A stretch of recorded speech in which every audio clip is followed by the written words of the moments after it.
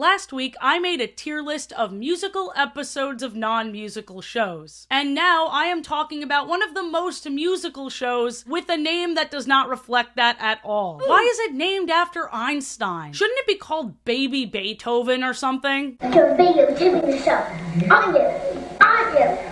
Butt lovers, welcome back to the Lore series where we discuss shows and movies no one else is brave enough to. That's right, I watched every single episode of this baby show so I could spiral and rant about the logic for funnies, made for other silly adults like me. Did you hear that? YouTube's shit-ass AI that's trying to guess people's ages like a goddamn creep? Hopefully they backpedal this because woof. Oh man, all the stress cannot be good for my health. I hate when things are out of my control. I really want to go back to therapy. But like, isn't it ironic that in the very act of trying to manage our health, finding the right doctor, figuring out insurance, actually booking the appointment makes you more stressed? Because let's be honest, finding a doctor takes a lot of work and it's easy to talk yourself out of it, even though you really shouldn't. But let's say you are doing all the research. You have to figure out who takes your insurance. You're looking at Google reviews, questioning if they're even real. You call their office, get put on hold forever with obnoxious music,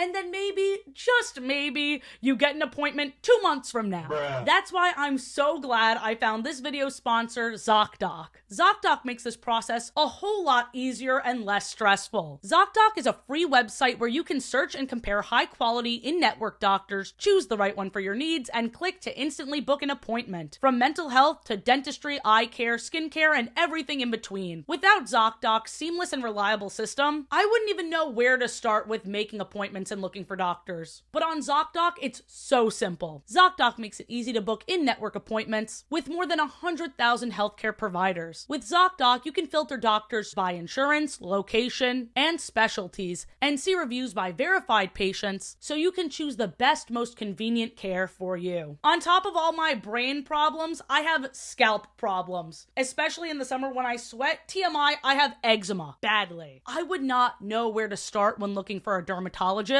but I went on to ZocDoc, found the perfect doctor for me. Especially when it comes to skin, I can get like a little insecure. This doctor was so patient, didn't mind answering questions, and now, long story short, I have a dermatologist I can go to whenever I need. You can see their actual appointment openings and instantly book a visit with just a few clicks. ZocDoc helps you get appointments fast, typically just within 24 to 72 hours of booking. And you can even score same-day appointments. No need to call doctors' offices and wait on hold either. ZocDoc lets you do everything quickly online, and then you can get on with your day. Stop waiting, stop guessing, and start getting the care you need. Go to ZocDoc.com/AthenaP and instantly book a top-rated doctor today. That's ZocDoc.com/AthenaP to find and instantly book a top-rated doctor today. Thank you so much to ZocDoc for sponsoring my channel. Now back to the video. I love that jingle. Our huge adventure. We always open on a stage where the kids present us with the music and art we will be hearing and seeing throughout the episode. Even after the curtain opens, we are talked to directly. They know about our presence and even introduce themselves to us. Rocket flies out of the garage and we see them soaring through the sky. Rocket takes the crew wherever they want to go. The Little Einsteins is made up of 4 children, and each of these 4 children appreciate music in different ways. June likes to dance. Quincy plays a bunch of different instruments. There is not an instrument this kid cannot play. Annie likes to sing, and Leo, her big brother, likes to conduct. Prior to the show, I feel like there were 0 toddlers who wanted to grow up to be conductors, but leader Leo, making an orchestra appear wherever he goes, definitely made the career more popular amongst children. The voice acting is so endearing because all of the kids sound like kids. Our big... Psst, we changed it to huge.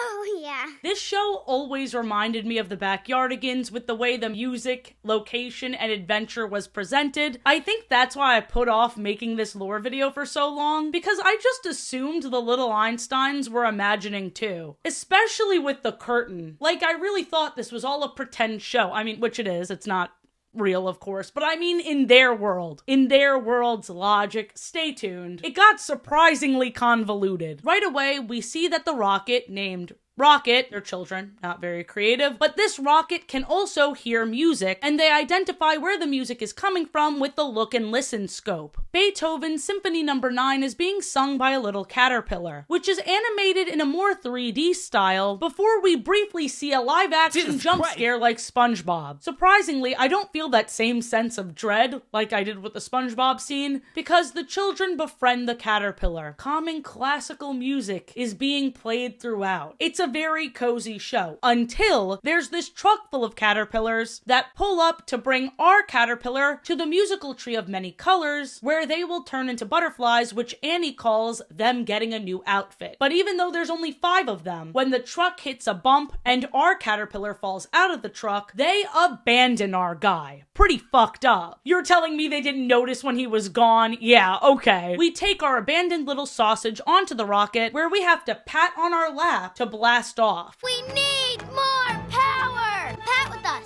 Pat, pat, pat, faster! Pat, pat, pat, pat, pat, pat, pat, pat. Rhythm is everywhere! While they transport the caterpillar, we see even more ways that music is alive in the world around them. There is a sheet music roller coaster in the sky. There are alive instruments. June matter-of-factly calls this place the Orchestra Ocean. Yeah, that makes sense. I should have known. They make it to the tree where the caterpillar turns into a butterfly, and we are only halfway through the special. I thought that was the only mission. What are we doing now? Now we get to join the butterflies on their migration, but for whatever reason, our butterfly didn't get an invitation. Rocket got an invitation, all of the kids got an invitation, we got an invitation, but our butterfly didn't. And those assholes from before make fun of him. They really did want him to be left behind. I wasn't imagining things. So first of all, who's gonna check these invitations? And you! You're invited to the Big Butterfly Family Party! Yeah, guys, if it isn't too much trouble, he can just take my invitation. I'm pretty busy anyway. But no, we cannot selflessly and bravely stay behind. We have to check every place this mailman butterfly has been so we can find our guy's invitation. You had me and you lost me. In terms of story, I don't know how this episode's still going. That's why they had to split it up into 2 separate episodes later on in season 1. But the live action mixed with 2D and 3D animation looks stunning. I've said this about a million times, but I love mixed media. Look at when they had to backpedal to not get thrown over Niagara Falls. And look when they flew over New York City. Look at the photo puppetry of the cows. It reminds me of Wonder Pets. I love it. Plus, now we're applying what we've learned. Little babies get to know what fast music sounds like to pick the correct path. And you know what the perfect path is?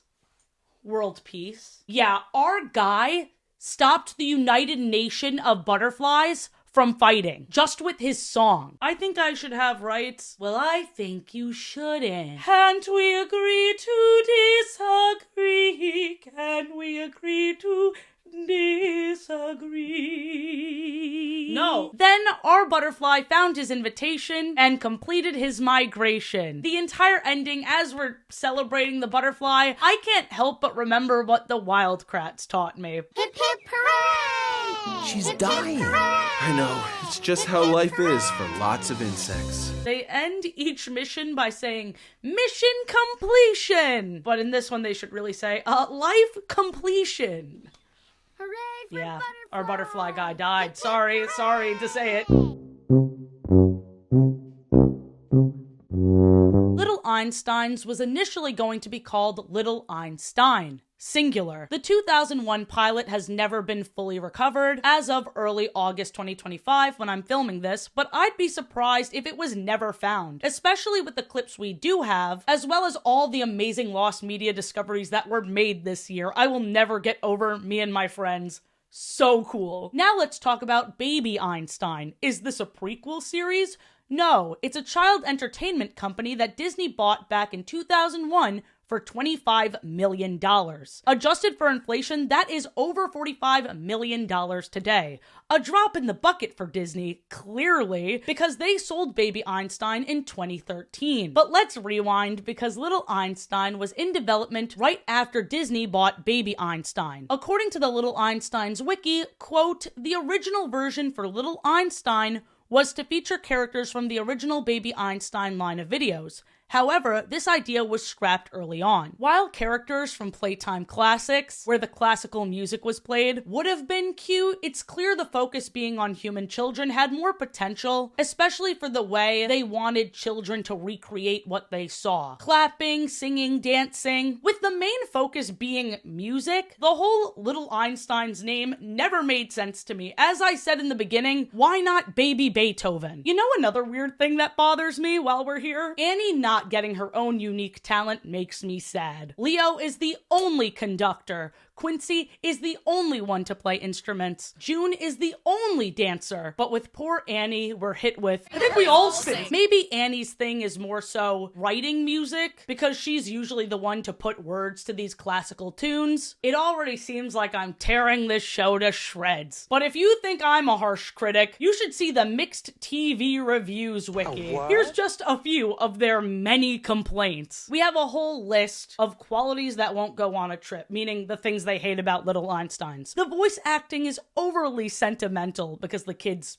laugh. God forbid our protagonists are having a little fun. Some people find the repetition of a few notes of a classical piece cheesy. The classical pieces are shoehorned by the childish lyrics made up by the Little Einsteins. Very targeted towards Annie. Let her have her thing. Remember this one. The Little Einsteins mostly act like the problems they encounter are a big deal when they aren't. They also talked about the misleading title. I do agree, I have to agree. Number 9 really confuses me. The producers had to pay royalties in behalf of Albert Einstein's estate for legal purposes. That's a reason to hate the show? Is Albert Einstein an asshole? Did he do something that I don't know about, so now we're mad that we have to pay him? I know nothing about the guy other than E=mc² and crazy hair. So I have no idea. But that's a reason to hate it, is that they had to pay Albert Einstein's estate for legal purposes. And if that's the case, honestly, I don't know why they didn't go for a classical musician. I feel like they wouldn't have to pay them. They're older. The soundtrack is insufferable, obnoxious, lazy, and in your face. It mostly consists of a mix of cacophonic scores played in synthesized pitches and speeds. Damn. With a theme song like that, why are you even listening to the other songs? I'm sorry. And it doesn't stop there. Fellow nostalgia YouTuber Lulaloopsy made a wonderful video about the Baby Einstein controversy, because as research on childhood development progressed, the company had gained many naysayers. Be sure to check out their video. It's a great watch. Now, without further ado, let's get silly. Let's ruin my 27-year-old development, perchance. In the first non-movie episode to air, titled I Love to Conduct, the kids wake up the animals early in the morning with their music. And even though we see live-action shots of each of the animals, we get this really funky CGI eagle. It looks like video game graphics. I love her. The eagle takes Leo's baton that looks like a YouTube play button for some reason. Yeah, it's rewind time. Usually with bald eagles, we hear the red-tail hawk call, you know, the classic but in the Little Einsteins, we hear no such scream. We also don't hear real bald eagle sounds. Instead, we hear the serene music of morning mood. You know this classic. Every time the music crescendos or gets louder, there's a high-stakes moment, some real suspense. In this episode, as they are trying to get the baton back, they get stuck in the Mount St. Helens volcano while it is rumbling. Everyone stream Mount St. Helens is about to blow up by Bill Wirtz. That is my jam. But instead of the kids giving up and accepting their fate like Mr. Wirtz, Quincy, with the power of playing his flute, calms down the volcano. Oh, wow. So when they said they were waking up the sun in the beginning of this very episode, that wasn't them just making music as the sun was rising. No. They made the sun rise. Quincy said him saving everyone's life wasn't a big deal. But yes, it was a huge deal. The rest of them hysterically laugh not out of relief, but because they genuinely find the situation amusing. The mixed reception wiki will claim these kids make a big deal out of nothing, but here they are laughing at death in the goddamn face. They also acknowledge the risk of getting attacked in the Art the Peaceable Kingdom when, after they talk to a lion, June exclaims, "A good thing they were peaceful animals." Not just a nod to the name of the art, but a nod to the fact that they keep narrowly avoiding disaster. Is it luck? Is it because they're pure of heart? Or is it because they're living in the best timeline? Let's take a look at the original art. The little Einsteins removed all of the humans, which makes sense given the impending doom you feel witnessing the colonization depicted in it. The little cherubs looking after the animals are also gone. Could it be because the little Einsteins are the angels, both looking down and actively protecting, making both the stage and the adventure equally canon? I shouldn't be cooking this hard one episode in. They even walk across water. We can dance across the water. I'm not even gonna lie, I devoured with that one. I still believe that, and I wrote all of that out after one episode, like I said. I cannot believe it. Anyway, remember how I said they weren't afraid of the lion in the episode I Love to Conduct? Well, in a later episode, Rocket Safari, they were scared of lions, hyenas, and even this rhino, while befriending a hippo. A hippo, dude. The most dangerous animal in the world. Even in this episode, as they convince us that hippos are nice and that they wouldn't attack these kids blowing a trumpet in their face, they splice in a live-action shot that just proves how terrifying they are. They don't give a fuck. Their talent gets them through any disaster. By episode 5, I was already super impressed with how many instruments Quincy is able to play. Trumpet, flute, harp, drums, and French horn is especially difficult to play. But in the episode Pirate's Treasure, it is confirmed that Quincy can play any instrument. He plays Carmen Suite No. 5 on a nautical whistle perfectly, and it's implied he has never played one of these things. I always knew this kid was the most talented by far, but any instrument is bonkers. I don't know if you know this, but there are a lot of instruments. In the episode Birthday Balloons, Quincy even untangles Rocket from these vines with the power of playing the violin. Vinolin. Anyway, the music is not always man-made. Music is nature in this world. From the orchestra ocean in the first movie, to instruments growing from seeds in Farmer Annie, to season 2's Hello Cello, where there's this mommy cello about to have baby cellos. Each of the baby cellos pop out from these mini cases like they're hatching out of eggs. Living instruments are their own species, but it seems they can take on the traits of both plants and animals. And even more than that, as seen in the season 2 premiere, Quincy and the Magic Instruments. A flute turns into a train, a harp turns into a hot air balloon, a trumpet turns into an elephant, and a triangle turns into a fish. This implies that they have control over how they present, and shape-shifting definitely answers a lot of questions as to how reproduction works. We've seen enough to know that it works however they want it to. In season 2's Quincy and the Instrument Dinosaurs, the kids are looking for, well, instrument dinosaurs in this regular schmegular jungle. I thought Rocket would turn into a time machine or something, but no, they're in the present. I also thought it would just be instruments with dinosaur features, like a tuba with T-Rex teeth, or a violin the size of a brontosaurus. But no. It's so much trippier. Full dinosaurs with instrument parts. The harp on this dude. A pterodactyl with the piccolo body. A T-Rex with the body of a bass. And whatever the fuck this is in the thumbnail, a triceratops that's like a trumpet or something. These aren't mere shape-shifting instruments. This is crossbreeding or something. With how alive the instruments are in many different ways, and with how musical their world is, the kids' reality bending abilities makes a lot of sense. That doesn't explain Rocket, though.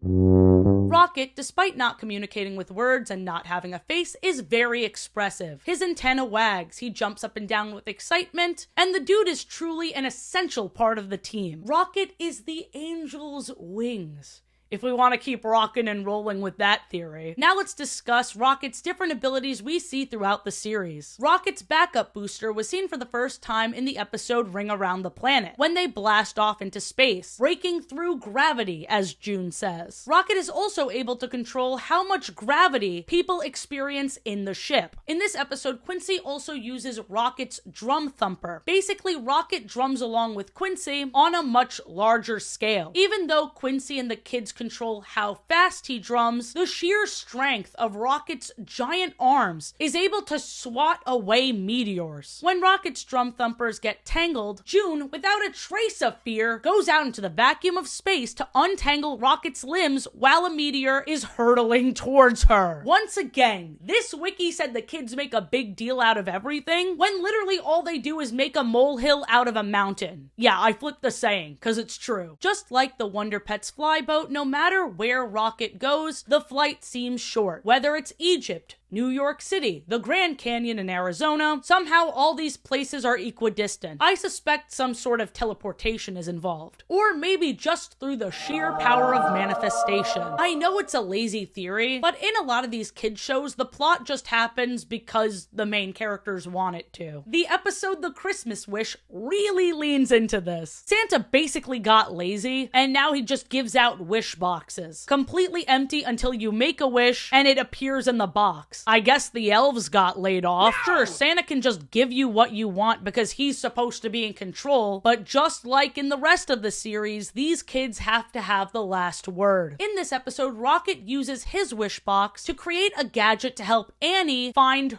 her lost wish box. Empathy acquired. Couldn't you just wish for a wish box for her instead of a gadget to find it? Also, I'd wish for world peace, but maybe that's just me. Rocket isn't the only sentient flying machine. In fact, it is a whole species. In the episode Hungarian Hiccups, not only is there a race between them, but we also meet this recurring asshole Big Jet for the first time. After Big Jet flexes on us for no reason, Rocket gets the hiccups because he's intimidated and he's a little scared. Shitting his mechanical pants, perhaps. Also, if he got the hiccups, it implies they breathe.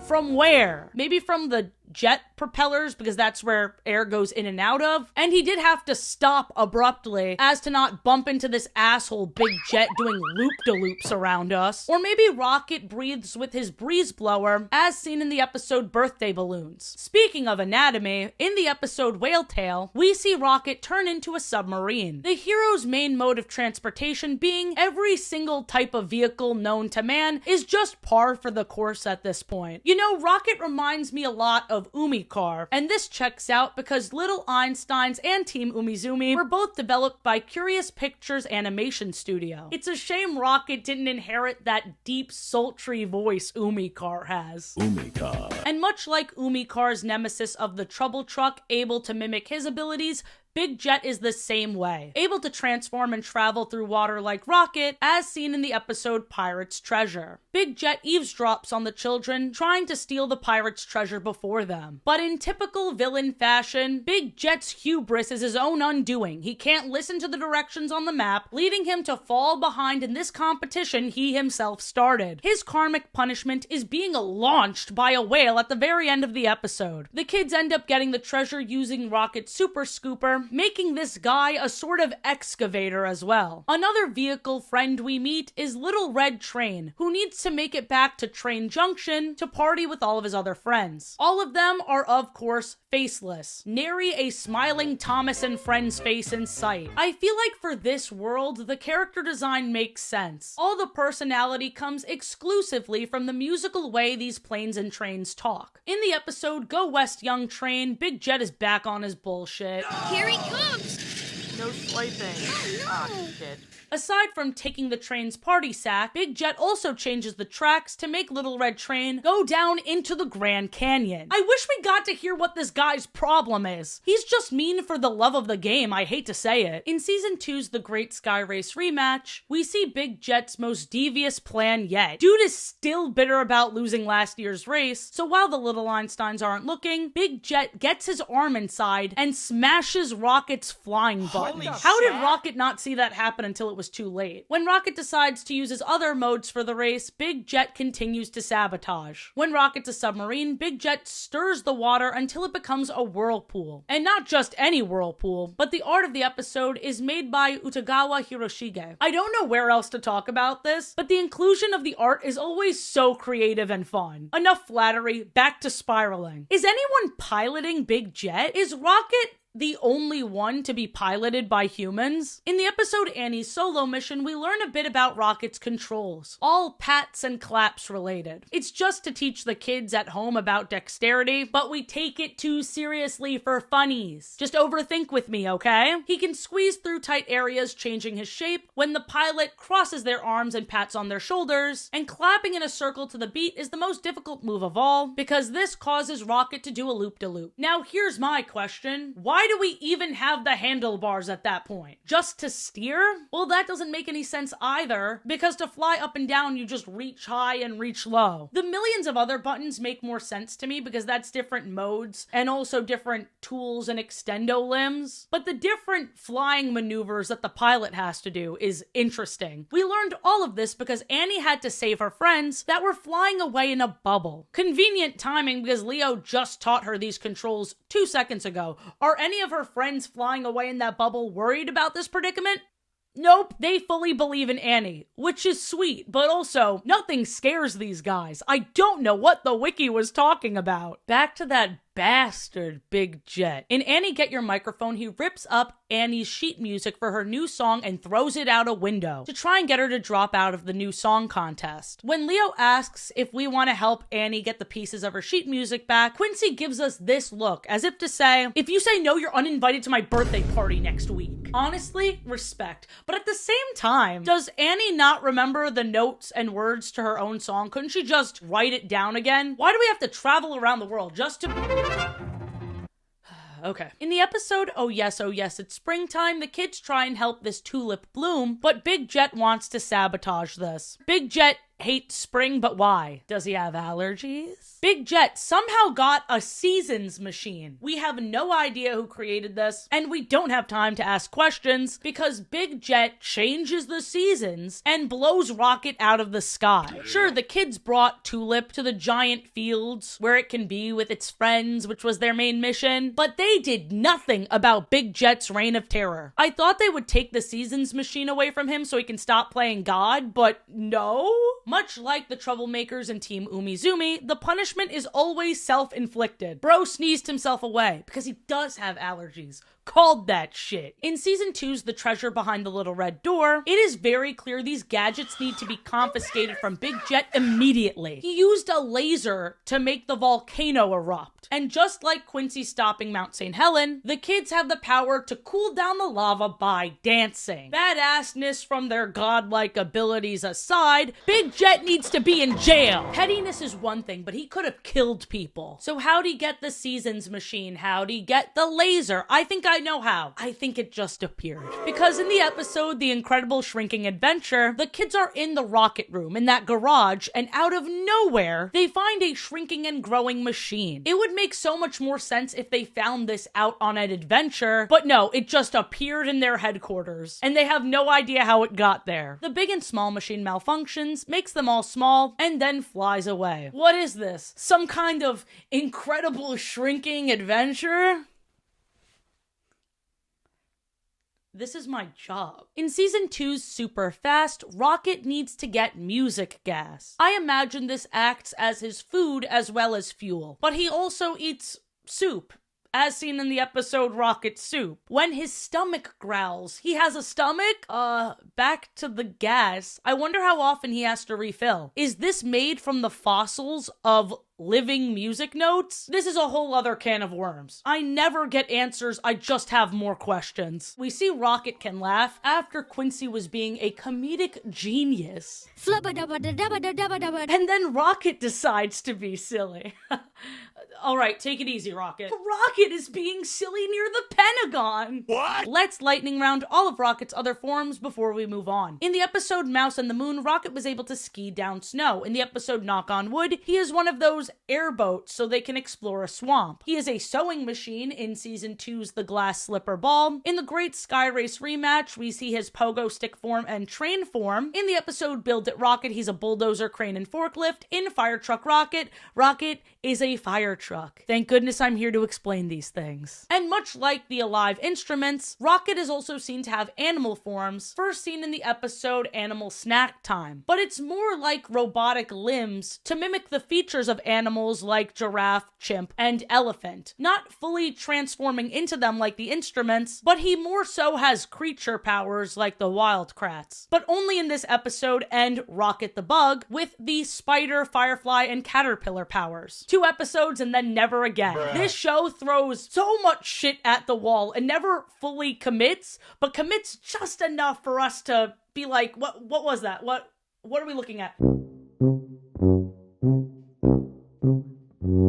In the episode Ring Around the Planet, June dances with Saturn and one of the rings from the planet crashes onto Earth near the kid. But hold up, why is it so small now? You guessed it, magical fuckery. Because once they get onto Rocket, June wears the ring as a ring. What's even more wild is the ring, no joke, bounces on their heads looking like a halo. 2nd episode in and we're already going to space. They go into a musical wormhole, casually discover an alien. We don't have time to unpack all of that. The second time space beckons to them is in season 1's The Mouse and the Moon. The Moon's theme song is appropriately A Little Night Music by Mozart. When Quincy plays the Moon's song on the violin, the Moon responds by shining a spotlight on each of the kids. Look at Leo's dance. Look at Leo's moves.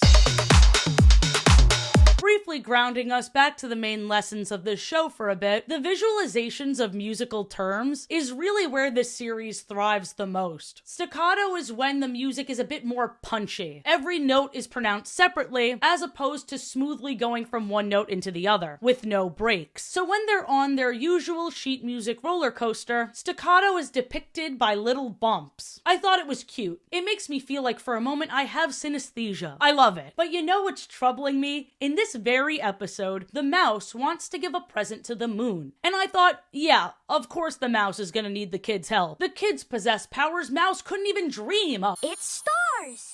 Little mouse gave stars to the moon. Wait, what? The tone of this episode has a very nursery rhyme feeling to it. The mouse gifted the moon stars. Did the dish run away with the spoon? Give me a break. It also kind of reads as an ancient myth. Like, wow, this tiny creature gave so much to the universe and made a huge difference. It just feels like a story that would be passed down generation to generation, despite it being completely nonsensical. In the beginning of the episode, A Galactic Goodnight, the kids realize Rocket can't sleep, so naturally they overexert the crap out of him because counting planets is the only way they could think of to make him tired. It seems like quite the leap.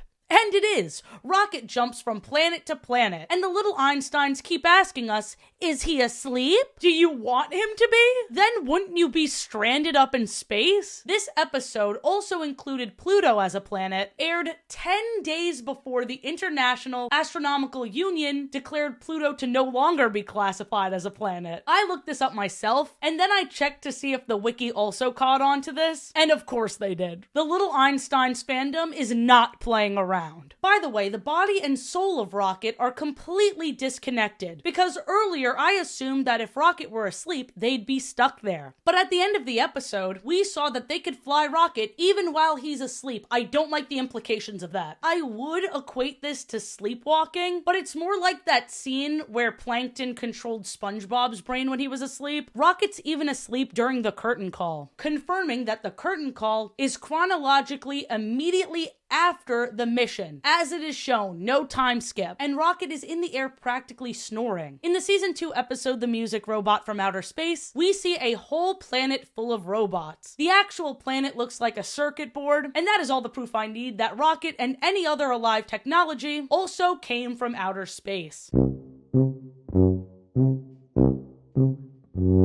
After our usual curtain opening scene, in the episode Ring Around the Planet, we see a neighborhood with houses for the first time. June appears to be in her backyard. Upper middle class suburbs for our heroes feels rather appropriate for their normal civilian selves. They are skilled in their field due to the support from their unseen parents, I'm sure. Unless June owns this house all by herself, which I also wouldn't question, given the power they hold. All their fences have an opening so they can walk to each other's places. It is once again giving the backyardigans. And look at Leo and Annie's place. God damn, these kids are rich. I was already jealous, but now it's Now it's embarrassing. I never mentioned this till now, but that headquarters garage that Rocket stays in is beneath this tree. Each of them presses their hands into parts of the tree and sings do, re, mi, fa, sol, la, ti, do. And in this episode, it appears to be in June's backyard. In the episode Dragon Kite, June is once again minding her own business when some magical shit just happens around her. She meets an alive dragon kite. The kite trusts her to find the other missing dragon kites, but what the little Einsteins do instead is they empower the timid dragon to help himself. The little Einsteins is also making the world around them more powerful. It feeds into my angel theory. Literally everything I see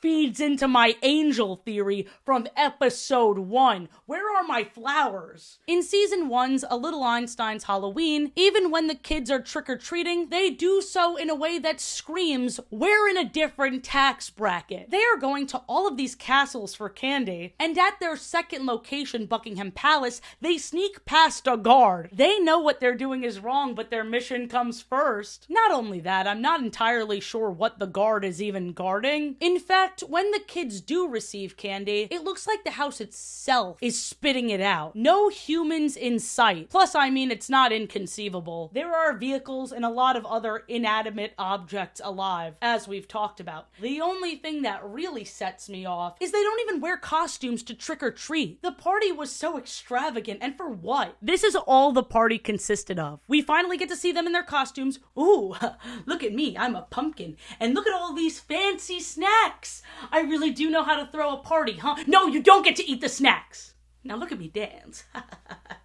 Look at me dance. Ooh. And wasn't that fun? Party's over. Get out. Get out. Get out! It's pretty easy to question if the kids' legal guardians or whoever else is living in each house is aware of the adventures they go on, but in the beginning of the episode The Mouse and the Moon, we see Rocket very clearly in Quincy's backyard, not in the usual garage headquarters. In plain sight, it is not a secret, which to be honest makes sense because during the curtain call we always hear cheers for Rocket, and who's in the audience? Probably their family. Rocket showing up for the curtain call at all definitely invalidates the imagination theory, but the origin story is probably what invalidates it all being in their heads the most. You'll see. During the very start of the season 2 premiere entitled Quincy and the Magical Instruments, Quincy is in his room practicing his instruments before he hears music coming from the closet, where there is a box full of magical, alive instruments. So clearly there is a difference between the instruments he usually plays and the ones that are alive. It's clear these magical instruments only found him to aid in the mission of Quincy saving his friends, who apparently went on an adventure without him. You see Rocket's anchor is stuck, and they called Quincy because they need his help. But, are we skimming over the fact that he wasn't invited? Why wasn't he invited? And why is Leo still announcing when the adventure begins? Quincy is doing this solo, and you still have to conduct. How about you conduct yourself into mild-mannered humility for once in your life, Leo? Anyway, what is the purpose of the times where these magical creatures find the children first? It actually makes a lot of sense that they're not always the ones seeking out the magic, because at the very, very start of this group forming, the magic found them first. We hear their origin story in the season 1 episode, How We Became the Little Einsteins, the True Story. Emphasis on true story really makes it sound like they're lying, but let's just take their word for it, okay? Right off the bat, I was getting super Y flashbacks. But instead of them stumbling into the powers they possess like Wyatt, the little Einsteins were feeling nostalgic, as one does, and Leo was looking through his baby pictures. Not to appearance shame a baby, but they made him look goofy as hell. Turns out, Rocket was Leo's cribmobile. The planets revolved around Rocket, and the baby toy sang, "We're on our way, the mission of the day starts when we say rocket." They sing this song all the time when they're going into the headquarters. And you're telling me they got it from this baby toy? This was a prophecy. Can you imagine giving your kid a gift and that gift sings them a song that will be their calling in life? The first toy I ever give my little angel. Here you go, sweetie. The beasts you kill, there will be but 3, but the last beast she will look like me. You have to slay her to get through the grief, 'cause I'll be gone. Little warrior, save earth and beyond.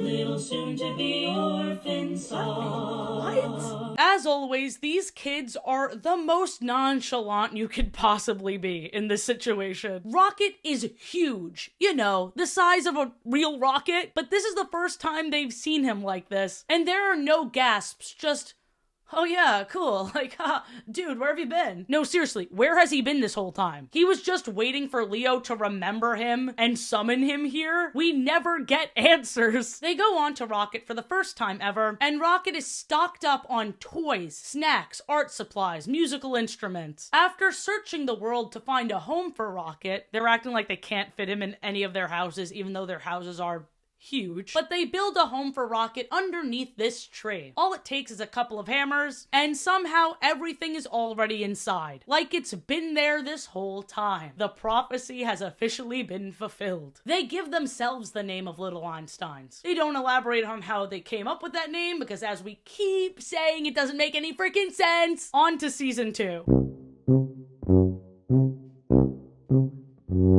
They used to just talk through the curtain call at the end, but now they have a song and it slaps. Let's give a hand and hear it for the team. And rah, rah, rah for Rocket. Rah, rah, rah for Rocket? I'd go so far as to say this is almost as good as the theme song. Speaking of the theme song, they added little claps. Zooming through the sky. Little Einstein, super effective. Such a subtle change, but absolutely necessary. Quincy also got to play a drum during the theme song, as opposed to season 1's where he held and then did not get to play a trumpet. I might need to get my glasses checked, because I didn't notice this outfit change between seasons until right now while I'm editing. Now here's where season 2 gets really weird. It randomly shoehorns fairy tales in various funny ways. In the episode Brothers and Sisters to the Rescue, Leo reads Annie the story of Hansel and Gretel, but instead of the children leaving behind a trail of breadcrumbs, they leave behind a trail of music notes. How convenient. Also, instead of the evil witch wanting to eat the children, she just traps Hansel and Gretel in the gingerbread house that they could easily eat through and escape from. No stakes at all. But as soon as Leo and Annie finish reading the book, with that massive cliffhanger, they hear Hansel and Gretel yelling for help. So this picture book is more of a newspaper because it's happening right now. Next, in the episode Glass Slipper Ball, the kids spy on these very rich living instruments, partying it up, and they see a glass slipper presented on a pillow. A clear nod to Cinderella, but very bizarre. None of these instruments have feet to wear the glass shoe. What's it doing there? How is it part of the story? June, Rocket thinks you should try on the glass slipper. What? Why? They say it's because she's a great dancer. What does a glass slipper have to do with being a great dancer? What's going on? Oh, please wear those glass slippers, Cinderella. It'll help you stunt on these hoes. Oh, all right, if you insist. You kinda just have to go with it. And if your response is, oh, yeah, when pigs fly, oh fucker, do I have news for you. In the episode Super Fast, out of nowhere, we're introduced to the 3 little pigs, who are all in planes. We have to save them because their planes are glitching, and they're zooming through the sky with no way of stopping. Look at them with their mouth agape, arms flailing. I genuinely feel unnerved. After that bizarre and upsetting introduction, we see the actual story of the 3 little pigs play out in the episode Build It Rocket. They witness it happen not in a storybook, but in person. The wolf even victoriously throws ass after destroying the pigs' homes. They keep making the villains more and more goofy. Like in the Song of the Unicorn, we have this evil queen that turned the unicorn to stone, and she keeps doing cartwheels.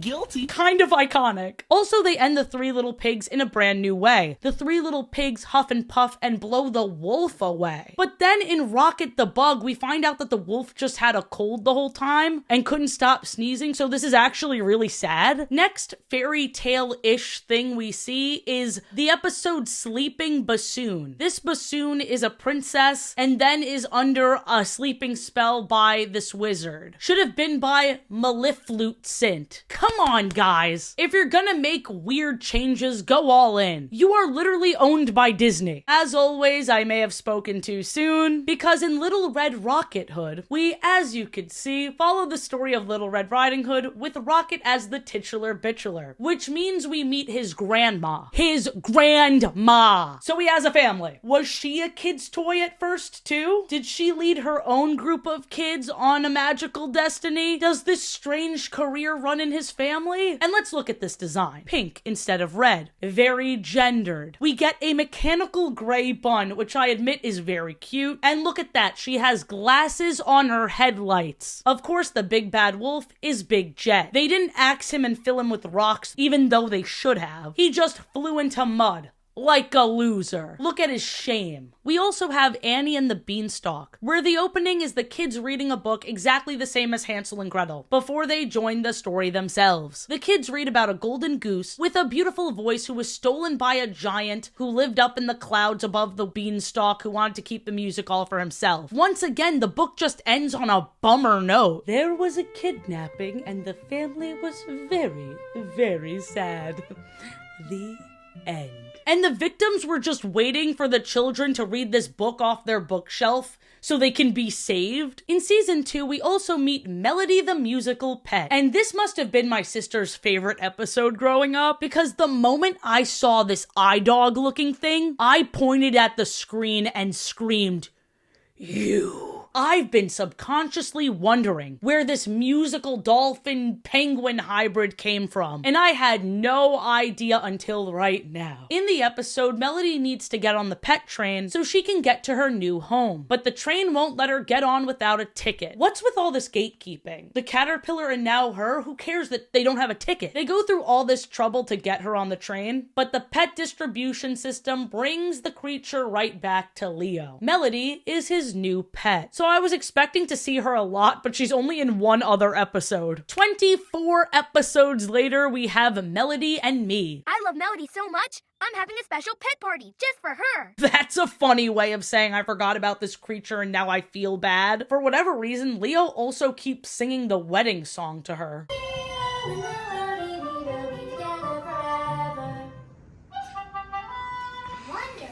Are they getting freaking married? The one time Melody is released from her cage, she is blown away in a hot air balloon. And after the rescue, we never see her again. I'm just gonna say it, they don't seem like good pet owners. In the episode Annie and Her Little Toy Plane, we are introduced to the Purple Plane, who is just as alive and expressive as Rocket, but Annie labels her as a toy and not a pet. And to that I say, at this point, what's the difference? Just the presence of a face? Well, no, because in the episode The Wind-Up Prince, this teddy bear has a face, but it's still just a toy despite being alive. Maybe pet and toy are just different species, similar to the alive instruments and vehicles. Okay.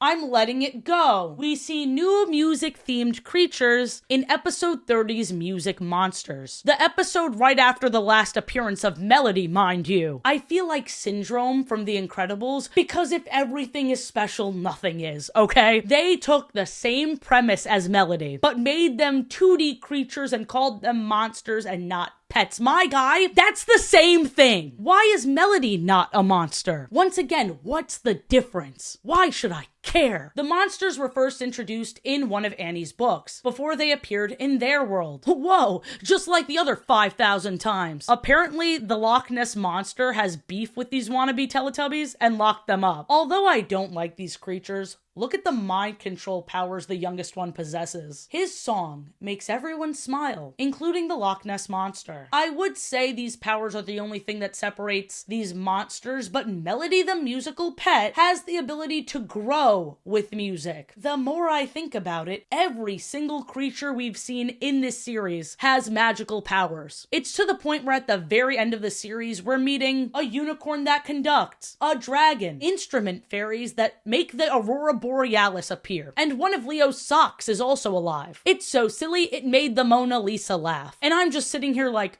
yeah, of course, dude. Holy shit, that's natural! They're not out of place at all. Nothing is out of place. The only thing that would be out of place is if we met a regular Joe Schmo that doesn't like music. I feel like that would be the one time they'd get violent. Violent.